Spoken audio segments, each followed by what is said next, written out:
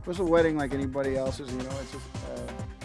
We just chose to do it here, and we chose to. This kind of blindsided him. He did not know this was coming. But when he says he's not At 70 years old, Kevin Costner sits alone in his Santa Barbara mansion. The rooms that once echoed with children's laughter now hold only silence. 3 small bedrooms, empty. A kitchen table set for one. He never talks about the photographs, the ones that appeared in May 2023, his wife of 19 years, walking along the California coast, smiling, but not alone.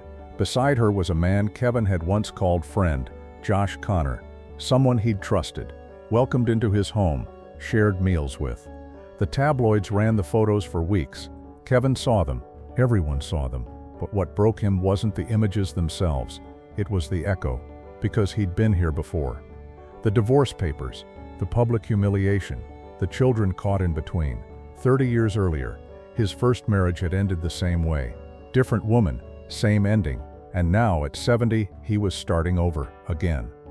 This is the man who once had everything, the Oscars, the millions, the perfect family.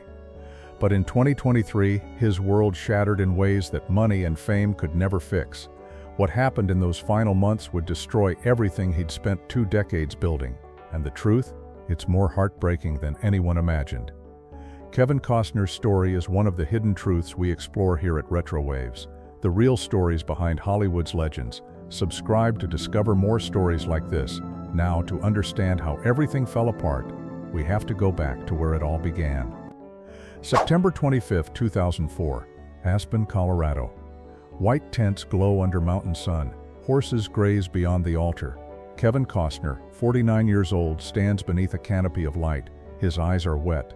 Christine Baumgartner arrives in a horse-drawn carriage, 20 years younger, graceful, radiant. She's a model and handbag designer, grounded, patient, everything his first marriage wasn't. Kevin whispers to a friend standing beside him, "I didn't think I'd get this chance again." He meant it. 10 years earlier, his first marriage had ended in one of Hollywood's most expensive divorces, $80 million, 3 children, 16 years gone. Cindy Silva had been his college sweetheart. They'd built everything together, from a tiny apartment in Los Angeles to a Ventura estate, from unknown actor to Academy Award winner. But success devoured what love had created. The Untouchables in 1987, Field of Dreams in 1989, then Dances with Wolves in 1990.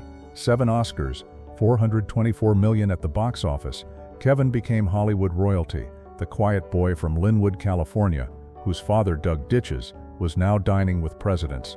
But Cindy stayed home in Ventura, raising Annie, Lily, and Joe alone, watching her husband on magazine covers while he missed birthdays, reading about his on-set chemistry with leading ladies while eating dinner alone. The trust eroded slowly. Then all at once, whispers, rumors, late nights that became early mornings. Nothing proven, everything suspected. By 1994, it was over. The settlement was brutal. $80 million, one of the most expensive divorces in Hollywood history. But the money wasn't the real cost. You're going to see the people you love most, your children, only half as much, Kevin said in an interview years later. His voice cracked when he said it. That pain never left him. He'd see Annie, Lily, and Joe on weekends, alternate holidays. Every goodbye felt like losing them again. After the divorce, Kevin spent 2 years alone, working, rebuilding. Waterworld in 1995 nearly destroyed him financially. $235 million budget. The press called it Kevin's Gate. Then The Postman in 1997 bombed even harder. The man who held Oscars now held mockery. But through the wreckage came something unexpected. A brief relationship with Bridget Rooney in 1996. She was kind, understanding, from the Pittsburgh Steelers family. It didn't last long, but it left behind something permanent. A son, Liam Timothy Costner, born in 1996. There was uncertainty at first, paternity questions. Kevin could have run, could have hidden behind lawyers. He didn't. He took the DNA test, accepted responsibility immediately, set up a trust fund, visited regularly, kept his word. "I won't let him grow up wondering if he matters," he told a close friend. By 1998, he met Christine. She was different, calm, steady, real, not an actress, not seeking fame, just a woman who saw him, not the star. They dated for years, fell deeply in love, then broke up in 2002 when she wanted children, and Kevin hesitated. 4 kids already. Another failed marriage behind him. The thought of starting over terrified him, but losing Christine terrified him more. I couldn't lose her over that, he later admitted. So on that September day in 2004, they married. A small ceremony. Close friends and family only. No tabloids, no circus, just 2 people promising forever. And for 19 years, it looked like paradise. 3 children arrived.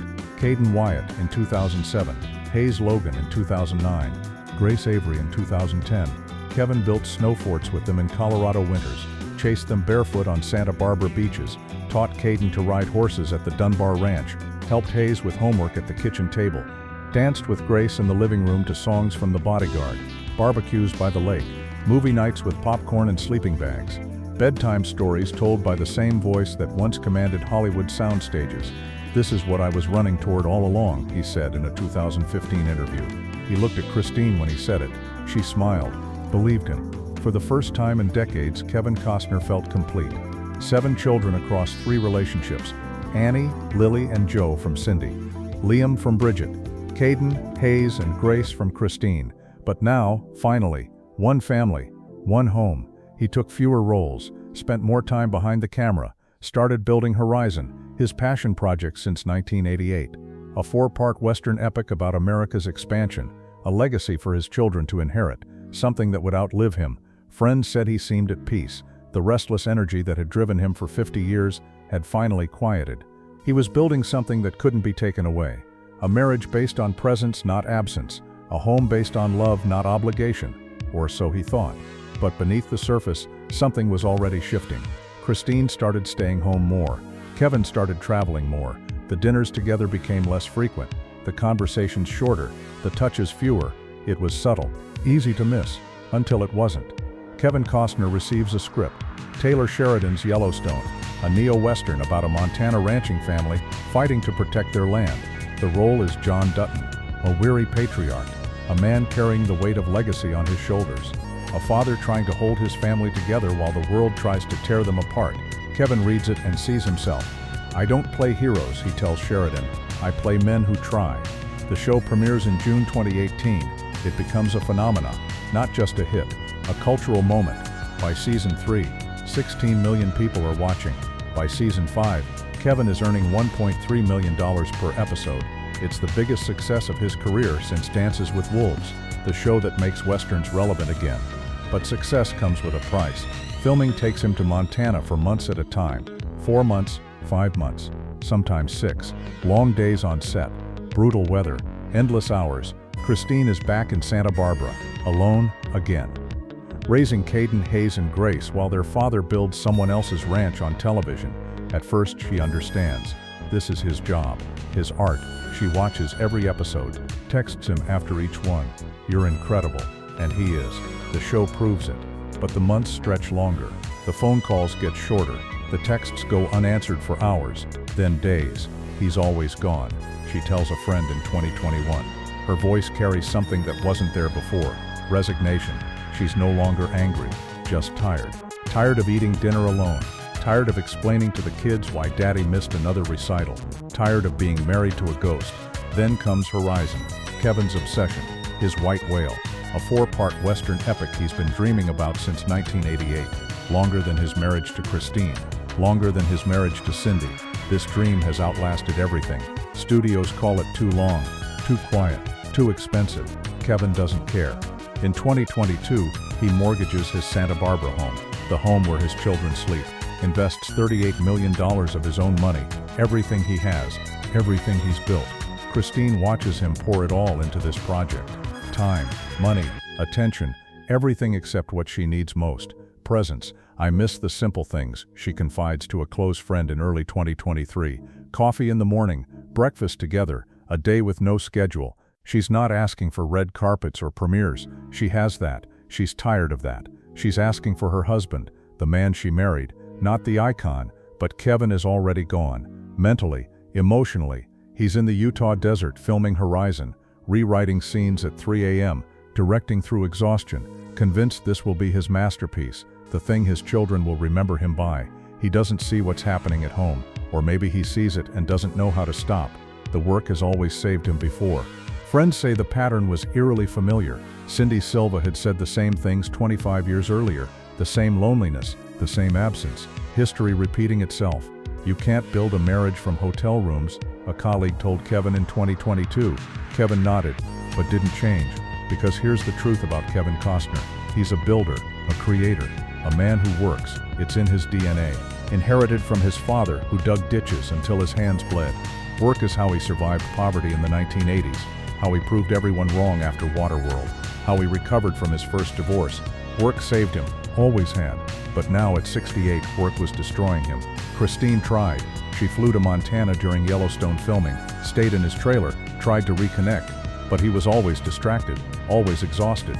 She visited the Horizon set in Utah, watched him direct for 16 hours straight, barely acknowledged her presence, smiled for the cameras at premieres, but inside she was disappearing, becoming invisible inside her own marriage. Their conversations became transactional. When will you be home? I don't know. Soon. The kids miss you. I miss them too. Same words, different month. By late 2022, they were sleeping in separate rooms, not out of anger, out of distance, the kind that grows when two people stop reaching for each other. Sources close to the family say Christine gave him an ultimatum in early 2023. Choose, the work or us. It wasn't delivered with anger, just clarity. Kevin promised to pull back, promised to be more present, said all the right things, but Horizon was already in post-production. Yellowstone was negotiating season 6, and promises without action are just words. On February 14, 2023, Valentine's Day, Kevin was in Utah. Christine was in Santa Barbara with the kids. She made dinner, set the table, lit candles, then blew them out. Ordered pizza instead. She didn't post about it, didn't complain publicly, but friends say that was the night something inside her finally broke. Not with rage, not with tears, just quiet resolve, the kind that comes when you realize you've been alone for years, you just didn't want to admit it. 3 months later, she made a decision, and when she did, she didn't hesitate. 3 months after that lonely Valentine's Day, Christine made her decision. May 1, 2023, she filed for divorce. No warning, no final conversation, just a quiet, irreversible ending to 19 years of marriage. Kevin was on the Horizon set in Utah when his lawyer sent the message. People on set saw him freeze, phone in hand, as though someone had cut the air around him. He walked away from the trailers, pacing in small circles, whispering to himself, "Not again, please, not again," because he had lived this nightmare before. The public humiliation, the empty house, the children caught in the crossfire. But this time, he wasn't 40. He wasn't rebuilding. He wasn't overflowing with future. He was almost 70. He called Christine. She didn't answer. Called again, straight to voicemail. The news broke everywhere within hours. Headlines spread like wildfire. Speculation, accusations, snippets of court filings blasted across the internet. But the real devastation wasn't online. It was inside the home in Santa Barbara. While Kevin was still in Utah, Christine moved out, then returned with movers. Boxes stacked in the hallways, furniture removed, children's belongings packed away one by one. When Kevin finally walked through the front door weeks later, the silence hit him first, then the absence. Caden's room, empty. Hayes' room, stripped down to shelves and carpet.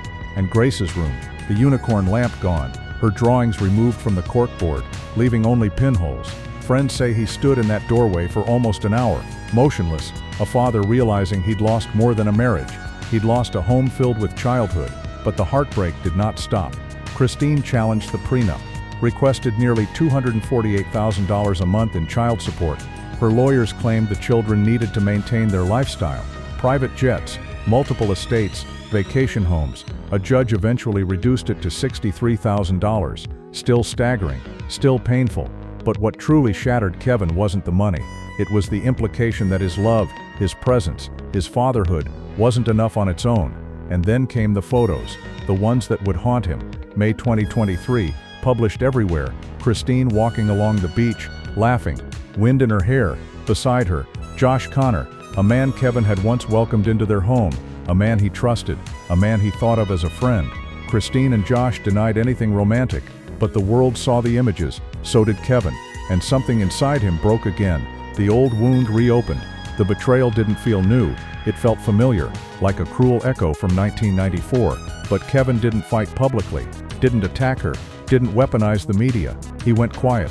People close to him say that silence was the clearest sign of how deeply he was hurting, because for Kevin Costner, silence has always been the language of heartbreak. While the divorce turned brutal, he clung to the only constant he had, Horizon, the film he'd spent 30 years dreaming about, the project he mortgaged his home to finish, the story he believed would be his legacy. He worked around the clock, editing, rewriting, directing with a kind of desperate focus, not to win awards, not to save his career, to survive. Work had always saved him. After Waterworld, after The Postman, after his first divorce, it was the one thing that didn't walk away. But even on set, even surrounded by cameras and crew, he couldn't outrun the loneliness of lost family. By late 2023, the court battles ended, the settlement finalized, custody arrangements set. He now saw the children on schedules, alternating holidays, structured visits, the same pattern he lived through with Annie, Lily, and Joe decades earlier. Pain comes in patterns, and Kevin recognized every one. One night, after the divorce was finalized, he walked through the house alone, stopped in the living room where he used to dance with Grace, stopped in the kitchen where he made pancakes with Hayes, stopped by the back door where Caden once ran barefoot into the yard. And in that moment, he understood something devastating. You can win Oscars, you can build careers, you can create empires, but you cannot work your way out of loneliness, and you cannot stop someone from leaving. Today at 70, Kevin Costner lives quietly in that same Santa Barbara home, the one he nearly lost, the one where echoes of laughter still linger in the walls. He wakes early, rides his horses, calls his children every night he can, keeps building Horizon, because finishing it feels like the only promise he can still keep. But here is the truth beneath all the headlines, the rumors, the noise. Kevin Costner is not bitter. He is wounded, deeply, quietly, in a way that doesn't heal the same at 70 as it did at 40. But he is still standing, still working, still loving his children with everything he has left. Because no matter how many times life breaks him, Kevin Costner does what he has always done. He builds again, piece by piece, heart first, pride last. And maybe that's the real tragedy and the real beauty of a man who keeps losing everything he loves, but never stops loving anyway.